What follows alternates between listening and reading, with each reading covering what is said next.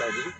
ನಗರದ ತಾಲೂಕಾ ಪಂಚಾಯತ್ ಸಭಾಂಗಣದಲ್ಲಿ ತಾಲೂಕಾ ಕಾನೂನು ಸೇವಾ ಸಮಿತಿ, ತಾಲೂಕಾ ನ್ಯಾಯವಾದಿಗಳ ಸಂಘ, ಆರೋಗ್ಯ ಅಧಿಕಾರಿಗಳ ಕಚೇರಿ ಹಾಗೂ ಸನ್ರೈಸ್ ಶಿಕ್ಷಣ ಸಂಸ್ಥೆಯ ಸಂಯುಕ್ತಾಶ್ರಯದಲ್ಲಿ ವಿಶ್ವ ಏಡ್ಸ್ ದಿನಾಚರಣೆಯನ್ನು ಹಮ್ಮಿಕೊಳ್ಳಲಾಗಿತ್ತು. ಇದಕ್ಕೂ ಮುನ್ನ ಸಾರ್ವಜನಿಕರಲ್ಲಿ ಏಡ್ಸ್ ಕುರಿತು ಜಾಗೃತಿ ಮೂಡಿಸುವ ನಿಟ್ಟಿನಲ್ಲಿ ಪಿಡಬ್ಲ್ಯೂಡಿ ಕ್ಯಾಂಪಿನಲ್ಲಿರುವ ಸನ್ರೈಸ್ ಶಿಕ್ಷಣ ಸಂಸ್ಥೆಯಿಂದ ಸಾರ್ವಜನಿಕ ಆಸ್ಪತ್ರೆಯವರೆಗೆ ಜಾಥಾವನ್ನು ನಡೆಸಿ ಪುನಃ ಸಾರ್ವಜನಿಕ ಆಸ್ಪತ್ರೆಯಿಂದ ಮಹಾತ್ಮ ಗಾಂಧಿ ಸರ್ಕಲ್ನಲ್ಲಿ ಮಾನವ ಸರಪಳಿ ನಿರ್ಮಿಸಿ ಜನರಲ್ಲಿ ಏಡ್ಸ್ ಕುರಿತು ಅರಿವು ಮೂಡಿಸಲಾಯಿತು. ನಂತರ ನ್ಯಾಯಾಧೀಶರಾದ ಅಚ್ಚಪ್ಪ ದೊಡ್ಡಬಸವರಾಜ್ ಕಾರ್ಯಕ್ರಮವನ್ನು ಉದ್ಘಾಟಿಸಿ ಏಡ್ಸ್ ಹೋಗಲಾಡಿಸಲು ವೈದ್ಯರು, ನರ್ಸ್ಗಳು, ಆಶಾ ಕಾರ್ಯಕರ್ತೆಯರು ಜೊತೆಗೆ ನರ್ಸಿಂಗ್ ಮತ್ತು ಪ್ಯಾರಾಮೆಡಿಕಲ್ ವಿದ್ಯಾರ್ಥಿಗಳು ಸೇರಿದಂತೆ ಪ್ರತಿಯೊಬ್ಬರು ಜನರಲ್ಲಿ ಜಾಗೃತಿ ಮೂಡಿಸಿ ಏಡ್ಸ್ ನಿರ್ಮೂಲನೆಗೆ ಮುಂದಾಗಬೇಕೆಂದು ಕರೆ ನೀಡಿದರು. ನಂತರ ಅಧ್ಯಕ್ಷತೆ ವಹಿಸಿದ್ದ ವಕೀಲರಾದ ರಾಮನಗೌಡ, ಸನ್ರೈಸ್ ವಿದ್ಯಾಸಂಸ್ಥೆಯ ಅಧ್ಯಕ್ಷರಾದ ಇರ್ಫಾನ್ ಕೆ ಅತ್ತಾರ್, ಸಾರ್ವಜನಿಕ ಆಸ್ಪತ್ರೆಯ ಮುಖ್ಯ ವೈದ್ಯಾಧಿಕಾರಿ ಡಾಕ್ಟರ್ ಅಯ್ಯನಗೌಡ, ಗೀತಾ ಹಿರೇಮಠ್ ಸೇರಿದಂತೆ ಅನೇಕರು ಮಾತನಾಡಿದರು.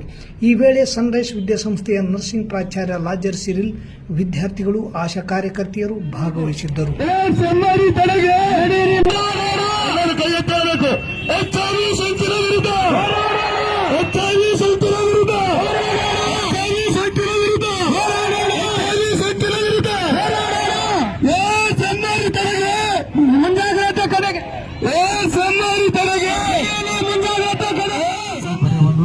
ಕಾಯಿಲೆ ಅಲ್ಲ, ಇದು ಒಂದು ಸಿಂಡ್ರೋಮ್, ಅಂದ್ರೆ ಕಾಯಿಲೆಗಳ ಒಂದು ಕೂಟ.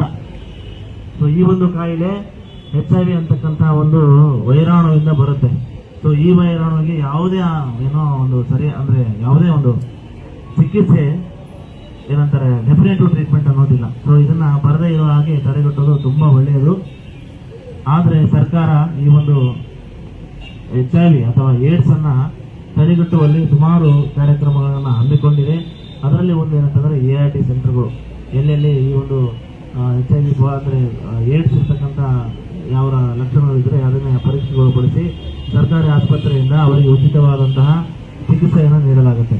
ಅದನ್ನ ತಾಲೂಕಿನ ART ಸೆಂಟರ್ ಅಂತ ಇರುತ್ತೆ. ಅಲ್ಲಿ ಏನಂತಂದ್ರೆ ನಿಮಗೆ ಎಲ್ಲಾ ಔಷಧಿಗಳು ಉಚಿತವಾಗಿ ದೊರೆಯುತ್ತವೆ ಮತ್ತು ಆ ಔಷಧಿಗಳನ್ನ ತೆಗೆದುಕೊಳ್ಳುವುದರಿಂದ ಈ ಒಂದು ಏನು HIV ಕಾಯಿಲೆಯಿಂದ ಏನು ಒಂದು ರೋಗ ನಿರೋಧಕ ಶಕ್ತಿ ಕಡಿಮೆಯಾಗಿ ಬೇರೆ ಬೇರೆ ಕಾಯಿಲೆಗಳು ಅಂಟಿಕೊಳ್ತವೆ, ಅದರಿಂದ ಏನಪ್ಪ ಮುಕ್ತಿಯನ್ನು ಪಡಿಬಹುದು.